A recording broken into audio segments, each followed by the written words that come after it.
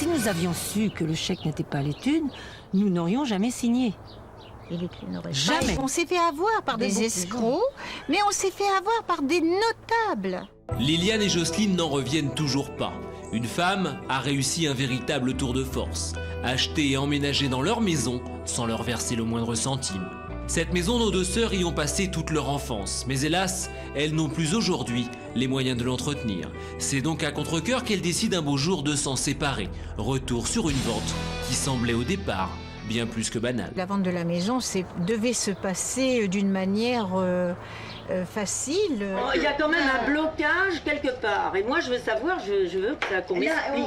Le dernier agent immobilier que nous avions trouvé nous paraissait être un homme en qui nous pouvions avoir toute confiance. C'était un professionnel de l'immobilier. Vous n'avez pas fait votre travail. Vous avez été incompétent. Et pourtant, notre professionnel de l'immobilier semblait avoir pris toutes les précautions. La signature d'un compromis de vente en bonne et due forme et surtout, comme la loi l'exige, la remise d'un chèque de garantie par l'acheteuse de 4 500 €. À charge pour lui de remettre ce chèque au notaire qui enregistre la vente. Mais notre professionnel va commettre une erreur et pas les moindres. Ce chèque n'a jamais été intercepté par cet agent immobilier. Il a laissé ce chèque, il a laissé les acquéreurs porter le chèque à l'étude du notaire. Et cet argent n'est jamais arrivé. Alors comment un agent immobilier peut-il faire signer un compromis de vente sans en vérifier l'application? Pire, comment peut-il remettre les clés d'une maison sans être sûr qu'elle a été payée? Nous nous sommes rendus en caméra cachée à cette agence pour obtenir quelques explications. Enfin, je savais qu'il n'y avait pas les 4005, et le notaire aussi le savait. Bah alors, pourquoi vous n'avez rien fait? Pourquoi vous remettez les clés? Pourquoi vous Alors à ce moment-là, il fallait arrêter. Mais moi, quand j'arrive en signature, moi, je peux pas deviner qu'il n'y a pas l'argent. C'est à vous de vous en occuper. c'est à vous du de vous en séquestre. occuper. Non, vous n'avez pas l'argent, vous trouvez normal, mais le notaire qui n'a pas l'argent, vous ne trouvez pas ça normal. Honnêtement, sincèrement, est-ce que vous reconnaissez que c'est une erreur de votre part? Est-ce que vous reconnaissez que c'est une erreur? Non. L'agent immobilier ne fera donc aucune excuse. Pour lui, pas d'erreur, sinon celle d'avoir fait confiance à un notaire. Tout comme d'ailleurs Jocelyne et Liliane qui s'en mordent encore les doigts. Car si la faute de ce professionnel de l'immobilier est de taille, celle du notaire est impardonnable. Ce notaire, il a fait quelque chose que jamais il aurait dû faire. Il nous a fait signer un acte de vente sans posséder un chèque de banque. Aucun chèque a été déposé à l'étude le jour de la signature. Aucun chèque n'était là. Il a fait confiance à des gens comme ça. C'était du vent. En effet, ce que les deux femmes ignorent le jour de la signature, c'est que le chèque de 90 000 € représentant le montant de la vente n'est jamais arrivé entre les mains du notaire. L'acheteuse a promis à celui-ci de le lui remettre dans quelques jours. Mais le notaire n'en informera jamais nos deux vendeuses. Au contraire, comme si de rien n'était, il fait signer l'acte de vente aux deux parties. Pourtant, cet acte précise bien que la somme est déposée ce jour à l'étude. Les clés de la maison sont donc remises à l'acheteuse. Jocelyne et Liliane, elles, repartent avec leur attestation de vente. C'est d'ailleurs la seule chose qu'elles obtiendront ce jour-là. On a téléphoné à l'étude, mais c'est normal, ne vous inquiétez pas, c'est toujours comme ça va venir. 20 jours. Au bout de 20 jours, vous vous posez des questions. Au bout de 20 jours, ma sœur téléphone. Il m'a dit, nous avons un petit souci. Le souci, je pense que le souci est de taille, hein, là. Le notaire comprend enfin qu'il n'obtiendra jamais les 90 000 €. Jocelyne et Liliane sont sous le choc de la nouvelle. Les agissements du notaire sont pour elles inexplicables. D'autant plus que sur la porte d'entrée de l'étude figure cette affiche des plus explicites. Une aberration supplémentaire pour nos deux victimes. L'acte de vente que nous avons signé respectivement, les acquéreurs, le 7 février, ma sœur et moi, il est devenu, qu'est-il devenu? Oui. Il est nul, parce que je ne Oui, l'ai pas il est signé, nul, mais vous cette année, l'avez- il est daté. Il est nul, Mais où est-il? C'est moi qui l'ai, forcément, c'est un acte notarié, mais il n'a aucune Mais valeur l'acte de juridique. vente, vous ne l'avez pas remis aux acquéreurs? Ah bah non, présenté, non. Il Non, n'a parce pas- qu'il n'a pas ma signature, donc il n'a aucune valeur juridique. Un acte notarié, un acte authentique n'a aucune valeur s'il n'est pas signé par le notaire. C'est une révélation importante pour Jocelyne et Liliane. L'acte de vente n'a donc pas été signé par le notaire et figure donc toujours à l'étude. L'acheteuse et sa fille n'ont donc aucun titre de propriété. Entre les mains, notre notaire semble bien embarrassé. Peut-être que c'est un détail, mais comment on peut remettre les clés et dire à ces gens, maintenant c'est chez vous, alors que vous n'avez pas l'argent chez vous? C'est ça que j'aimerais vraiment comprendre. Comment vous pouvez procéder ainsi? Mais oui. Bah, alors on a fait confiance parce qu'on pensait que l'argent, elle est bien, le virement, elle est bien fait. Mais on ne pense pas. Quand on est un notaire, on ne pense pas. On se base sur des faits. On se base sur des faits. Je sais bien. Voilà. Vous n'avez pas de chance, c'est tombé sur vous, mais peut-être sur... Oui, mais pour enfin, l'instant, c'est je suis triste. peut-être à 100 000 actes et c'est la première fois que ça m'arrive. Pas de chance donc pour Jocelyne et Liliane qui sont gentiment mises à la porte pendant que l'acheteuse réside impunément sous leur toit. De plus, comme elles sont toujours propriétaires aux yeux de la loi, ce sont elles qui supportent les charges de cette maison. Nous subissons des charges, bien entendu, des charges d'impôts fonciers, plus l'assurance de la maison, il a fallu reprendre une assurance. Ça nous a... Ça tourne autour de... Ça nous a 1500 euros. 1500 euros, donc c'est quand même important. À 71 ans, je travaille beaucoup. Malgré une petite retraite que je touche, je continue de travailler pour faire face à tous ces problèmes-là. Et ça va durer combien de temps encore? Les deux femmes sont aujourd'hui dans une impasse. L'acheteuse ne peut verser les 90 000 euros. En effet, en menant notre enquête, nous avons découvert que cette femme est interdit bancaire. Et elle n'en est pas à son coup d'essai. Nous avons rencontré une autre de ses victimes. Journaliste pour l'émission sans aucun doute. Je viens vous voir parce qu'apparemment vous auriez des problèmes également avec Madame. Oui, j'ai eu Madame comme locataire depuis 3 ans. Et effectivement, j'ai des loyers impayés depuis 1 an et demi. Et elle est partie, là, elle est déménagée. Effectivement, cette fois-ci, la fameuse locataire est bien partie, mais en laissant derrière elle près de 9 000 euros de loyer impayé. Son ancienne propriétaire l'a alors assignée en justice. L'histoire ne fait donc que se répéter. Alors de retour sur les lieux de leur enfance, Jocelyne et Liliane, bien décidées à ne pas se laisser faire, ont décidé de réclamer des comptes. Bonjour Madame, comment allez-vous? Ça va. Vous m'avez invitée? Oui. Je suis venue. Mais samedi, j'avais dit. Ah, eh ben non, vous voyez, c'est vendredi. Oui. J'ai prévenu le notaire que je... Non, pas du tout. Si, j'ai prévenu. Ce n'est pas vrai, madame. Je lui ai téléphoné, il m'a dit non. Si, j'ai téléphoné. Non, madame. De toute façon, vous téléphonez, mais il n'y a pas de fonds. Et il n'y en aura jamais. Vous êtes interdit bancaire. Arrêtez. Je suis pas interdit bancaire. Arrêtez. Non, je suis pas interdit bancaire. Arrêtez, madame. Arrêtez de mentir. Non, je vous mens pas. Arrêtez, madame. Je vais la régulariser mardi. J'y tiens tellement, je vous... Arrêtez, madame, de me dire mardi, c'est terminé. Si, madame, vous êtes seule à la maison de mes parents. Vous ne cessez de dire mardi, vendredi. C'est toujours mardi, vendredi. Pouvez-vous m'expliquer pourquoi vous avez acheté une maison sans avoir d'argent? Vous avez osé signer chez un notaire sans avoir de fonds. Vous avez roulé tout le monde. Vous avez roulé l'agent immobilier. Non, on ne s'assoit pas, madame. On ne s'assoit que chez des gens honnêtes. Impuissantes et écœurées par les promesses de leur interlocutrice, Liliane et Jocelyne quittent les lieux. Une fois encore, ce n'est pas aujourd'hui qu'elles récupéreront leur maison. Nous avons eu affaire à des gens incompétents qui n'ont pas fait correctement leur travail. Nous avons été abusés par un notaire, un agent immobilier. Actuellement, on squatte notre maison et on est inquiet, on est triste et on espère que le déroulement de cette histoire va avoir une fin, la fin qu'on espère. L'enquête est signée Sophie Prichodny. Donc, vous n'avez pas touché un centime, hein, on le rappelle. Mais est-ce qu'il y a eu un acte de signé, disons-le maintenant pour nos téléspectateurs, est-ce que l'acte de vente lui a été signé? Les deux parties ont signé l'acte. Le notaire n'a pas signé l'acte. D'accord. Mais une attestation nous a été délivrée à nous seuls. D'accord. De vente. Alors, cet argent, vous en aviez besoin? Absolument. Bien évidemment. Donc ça vous met dans une situation financière? Nous sommes toutes les trois, nous avons un certain âge toutes les trois et ça nous a causé beaucoup de préjudice.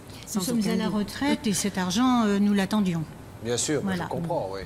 Ce qui aurait dû se terminer comme ça. Vous auriez dû toucher combien, rappelons-le? 90 000 euros. Exact. À peu près. À peu près. Hein? C'est dans les... Maître Novakovic, donc dans la chaîne de responsabilité, nous avons l'agence, nous avons le notaire qui, à votre avis, est en première ligne. À mon avis, les deux sont co-responsables parce que ce soit l'agence ou le notaire, les deux ont remis les clés lors de la signature de l'acte. Heureusement, aujourd'hui, les dégâts sont limités car le notaire n'a pas signé l'acte. Donc ça veut dire que ça ne vaut rien? Ça ne vaut rien. Il n'y a pas eu de transfert de propriété. L'acte n'a pas été publié, donc n'est pas opposable au tiers. Donc on se retrouve un petit peu dans la situation de quelqu'un qui squatterait un appartement... Un occupant sans droit ni titre. Mais malheureusement, il y a eu toute une procédure. On ne peut même pas si sortir quelqu'un comme ça. Il faut une procédure d'expulsion.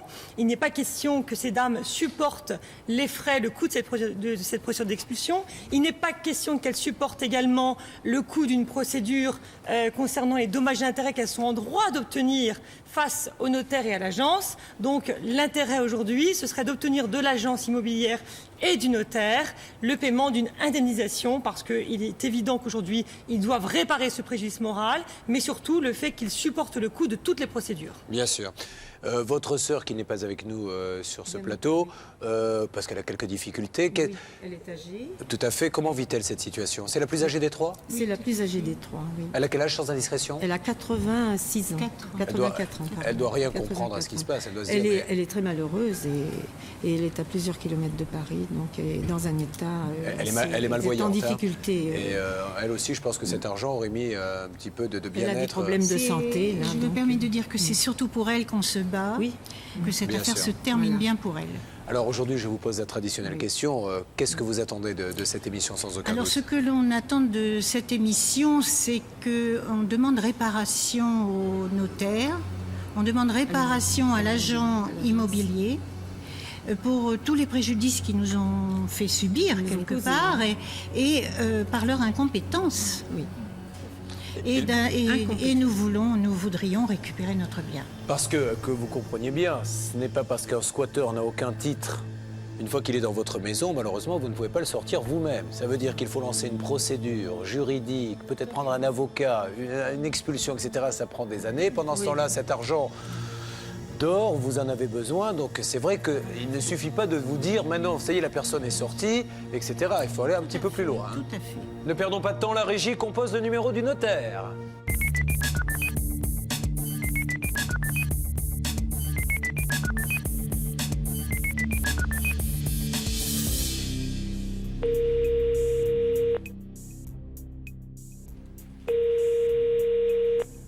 Office notarial, bonjour. Bonjour, pourrais-je avoir s'il vous plaît le notaire? Il doit partir en rendez-vous. Ah, c'est assez urgent, madame, c'est Julien Courbet, si j'en ai pour 30 secondes. Le notaire et l'agence immobilière accepteront-ils de reconnaître leur responsabilité dans cette affaire? Vous n'avez pas fait votre boulot, monsieur, ni vous ni le notaire. L'acheteuse acceptera-t-elle de trouver un terrain d'entente? J'ai un petit peu trop rêvé. Le problème, il est là.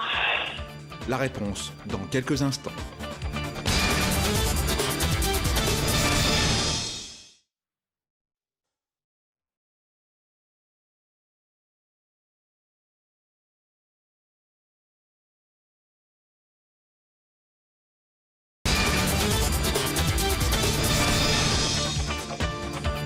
Il y a quelques instants, nous recevions Liliane et Jocelyne. Elles sont sœurs et ont vendu leur maison familiale à une femme qui a pris possession des lieux, mais ne leur a jamais versé le moindre centime.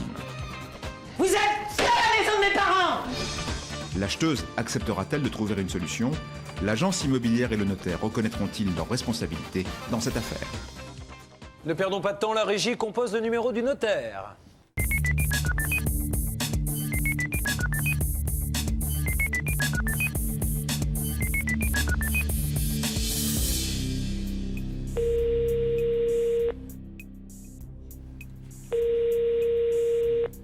Office notarial, bonjour. Bonjour, pourrais-je avoir s'il vous plaît le notaire?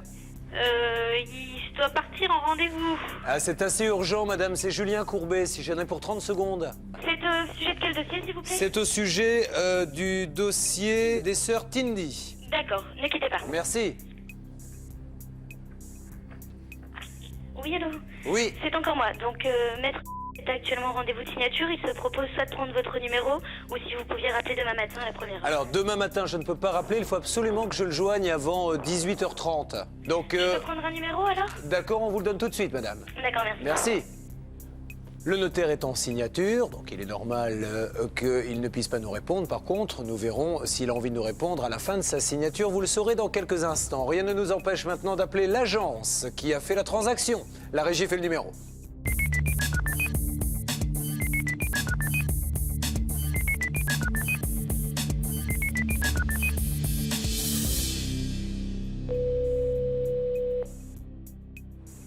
Oui, bonjour, vous êtes le responsable de l'agence immobilière? Oui, c'est moi. Je suis Julien Courbet, monsieur de l'émission Sans Aucun Doute. Pardonnez-moi de vous déranger. J'ai autour de moi les sœurs Tindy, que vous connaissez bien, et qui se retrouvent dans une situation, vous vous en doutez, un peu difficile, puisque elles vous ont confié la vente de cette maison, que vous avez confiée vous-même à un notaire, et aujourd'hui, il y a une personne dans cette maison qui y vit, et elles n'ont pas touché un centime de la transaction. Alors, qu'est-ce qui s'est passé? C'est ce qu'on essaie de comprendre. Simplement, c'est à mon avis, bon, maintenant c'est un squat, c'est-à-dire qu'elle n'a aucun titre de propriété, cette dame. Mais qui a donné les clés à cette dame?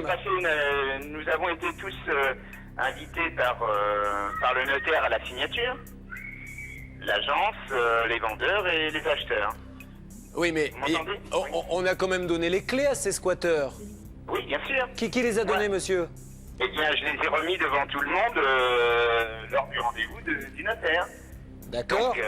Et il y avait un chèque également de réservation que l'on fait, de provision. Oui, qui n'a jamais été versé. Mais qu'est-ce qu'il est devenu, ce chèque? C'est vous qui l'avez récupéré?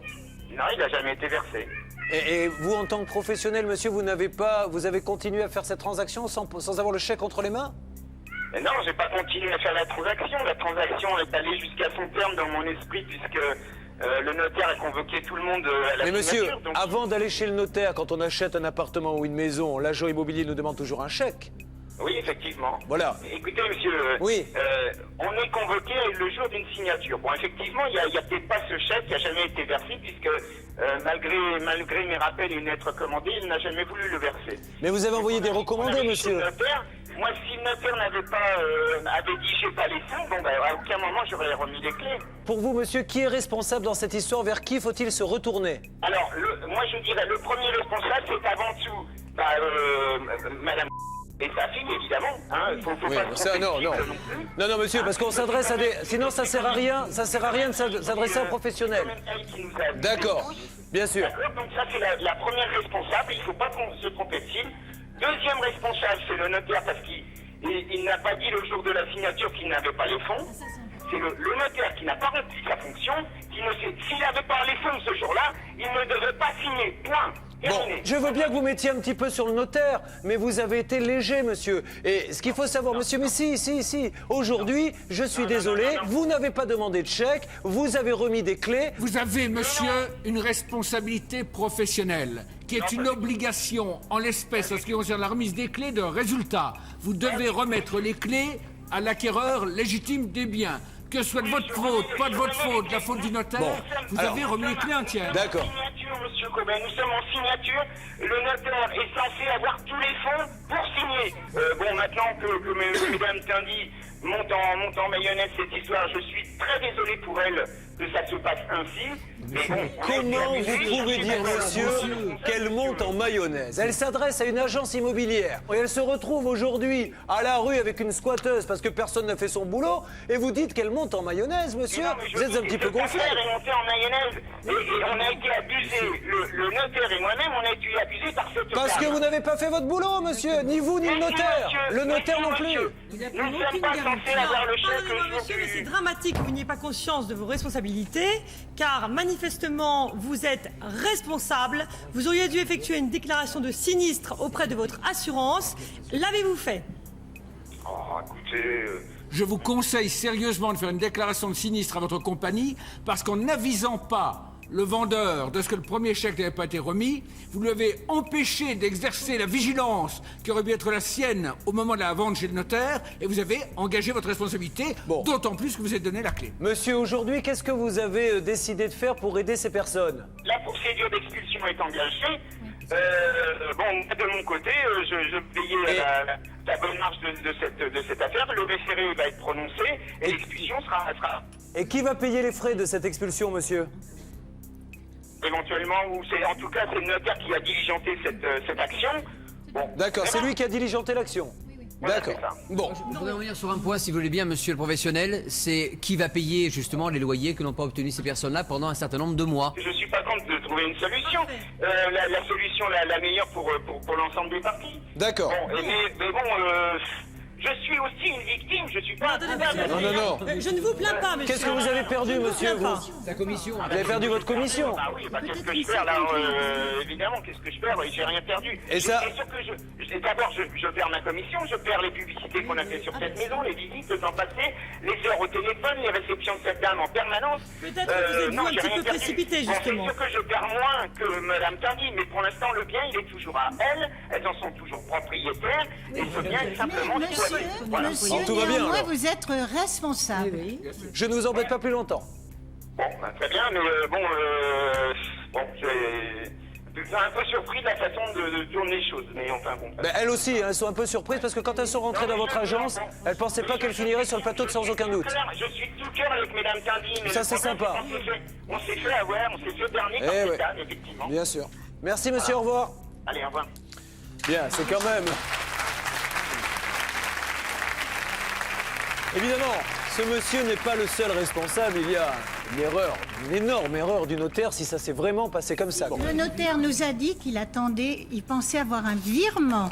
Alors qu'en principe, il faut un chèque de vente certifié. Il nous a menti, là. Hein? Le chèque certifié bancaire ne figurait pas à l'étude. Tout à fait, tout à fait. Et c'est ça le problème. Bon, nous allons demander à la régie maintenant de bien vouloir faire le numéro de la personne qui est dans cette maison.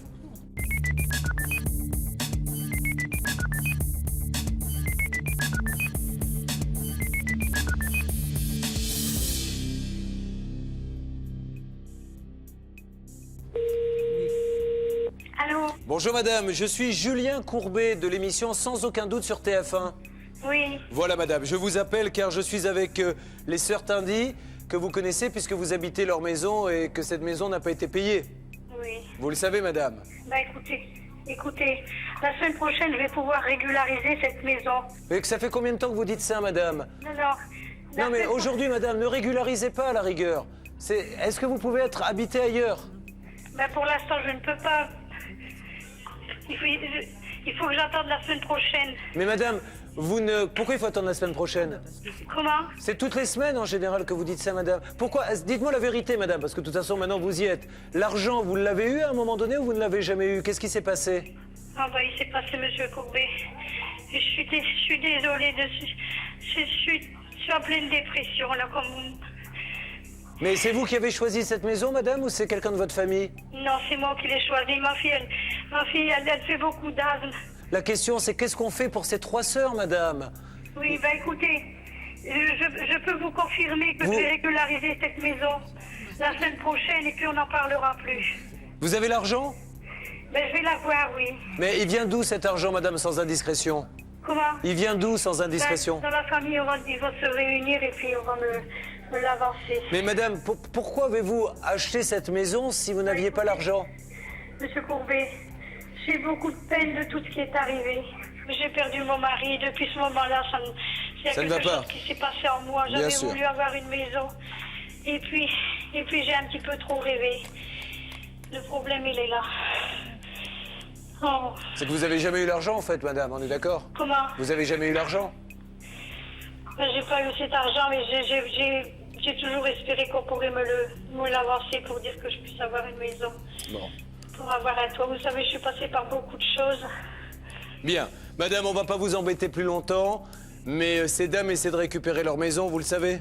Oui, ben, monsieur Courbet, mais madame t'a dit de me donner jusque mardi. Bon, alors, mardi, on fera le point. Je compte sur vous, hein? Oui. Bon, et je vous remercie d'avoir participé à cet enregistrement. Et puis mardi, vous m'appelez, je prouverai que j'aurais payé. Bon, mais moi, madame, on n'est pas là pour vous embêter. On peut tous avoir des moments difficiles dans la vie, surtout après la perte de son mari. Mais maintenant, il faut arriver à trouver une solution. En tout cas, on se rappelle mardi. Ne vous inquiétez pas d'ici là, essayez de trouver l'argent. Et je vous remercie d'avoir participé à l'enregistrement de l'émission, d'accord? Merci. Merci, madame. Au revoir. Au revoir.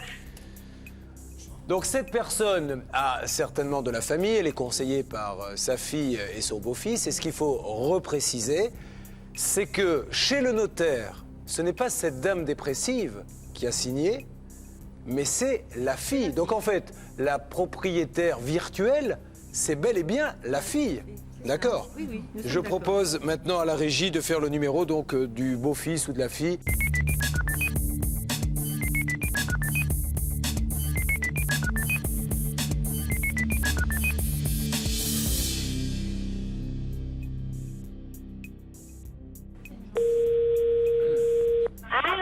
Allô? Oui? Je suis Julien Courbet de l'émission Sans aucun doute sur TF1. Excusez-moi de vous déranger. Oui? Je suis avec les sœurs Tindy qui, vous le savez, ont une maison qui a été vendue dans laquelle vit votre maman. Maison qui n'a pas été payée. Oui? Alors, on essaie de sortir de cette situation ces 3 sœurs qui sont maintenant financièrement un petit peu pendues, si vous me permettez cette expression. Elles avaient besoin de cet argent. Oui? Déjà, comment expliquez-vous que cette maison n'ait pas été payée, madame? C'est vous qui avez signé, je crois, l'acte de vente. Oui, tout à fait. Alors, comment ça se fait qu'elle n'ait pas été payée, cette maison? Écoutez, je ne sais pas. Enfin, je suis un petit peu perdue, si vous voulez. Attendez, vous signez un acte de vente chez un notaire pour acheter une maison et vous savez pas pourquoi vous ne la payez pas? Écoutez, en fait, c'est ma maman qui devait me la payer pour moi. Donc moi, je suis dans une situation aussi délicate. Bon. Alors, aujourd'hui, visiblement, votre maman, vous êtes d'accord, ne pourra jamais payer. Tout à fait. Bon. La solution, et je crois que les sœurs Tindy seraient prêtes à l'accepter, serait que cette maison soit libérée et on oublie tout. Oui, tout à fait. Alors, est-ce que vous pouvez, vous, madame, récupérer votre maman? Oui, tout à fait. Quand est-ce que vous pouvez le faire, madame? Écoutez, dans un délai de 15 jours, on va déménager. Pas de problème. Est-ce que vous me donnez l'engagement ce soir, madame, que dans 15 jours, la maison est vide? Oui, tout à fait. Maître Michel, avocat, vous parle. Simplement, madame, vous avez signé un acte de vente sachant que vous ne pourriez pas payer, puisque votre mère était dans la même situation à l'époque. C'est à la limite de la tentative d'escroquerie. Donc surtout, madame, effectivement, la bonne solution, c'est celle dont vous parle Julien Courbet. Oui. Ah, je compte sur vous, madame. D'accord. Bien, je crois que nous avons là un début de solution. Cette dame, et je crois, ne crions pas victoire, mais je crois que cette dame est consciente de la gravité, et ne l'incriminons pas, mais quand même, ne signez pas un acte de vente pour une maison avec quelqu'un qui vous dit achète-la pour moi, je te paierai. C'est de la folie, c'est de la folie furieuse. En fin de journée, le notaire prévenu de notre appel accepte de nous parler. Comment va-t-il se justifier?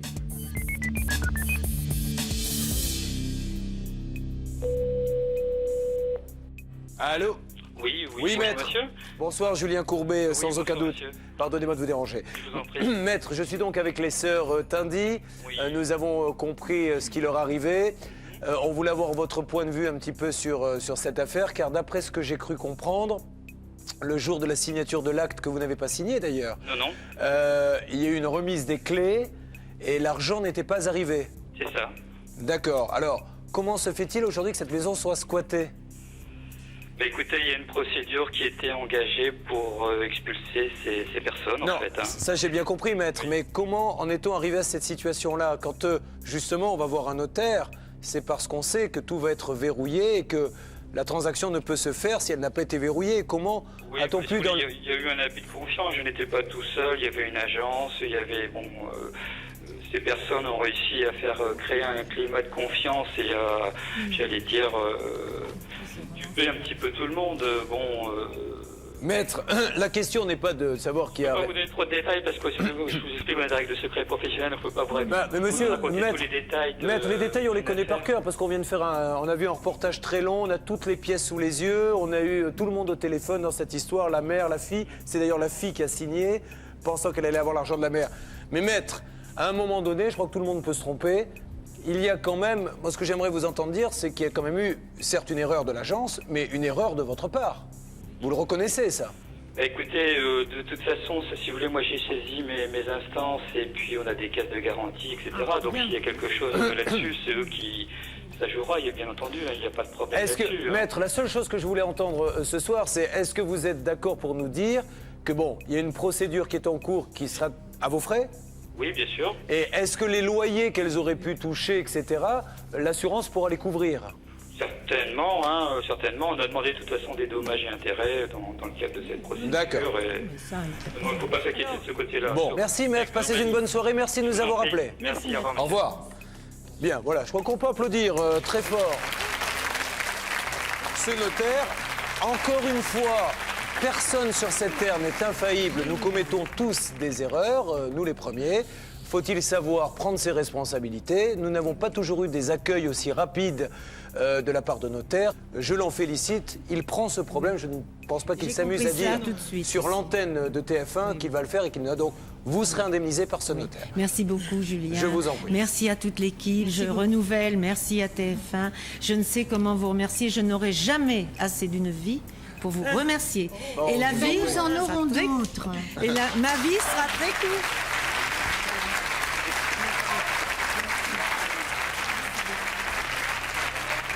Donc nous récapitulons. Vous l'avez vu, nous avons eu cette maman, nous avons eu la fille. Le notaire fait jouer l'assurance, donc normalement, tout va bien. Finalement, l'agent immobilier s'en sort pas trop mal dans cette histoire. Oui. Nous allons voir de son côté également s'il n'y a pas quelque chose à faire. Tournons-nous maintenant vers Maître Fellono pour la partie conseil de cette émission. Alors, le conseil aux agents immobiliers, ça, on ne va pas le donner, aux notaires non plus. On va comme conseil, faites bien votre travail.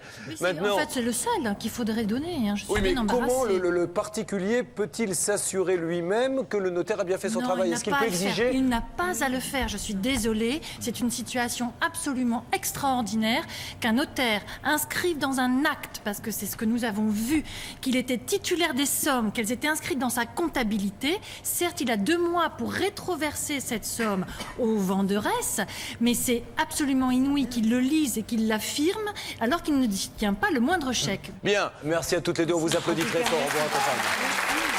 Merci de votre gentillesse en tout cas.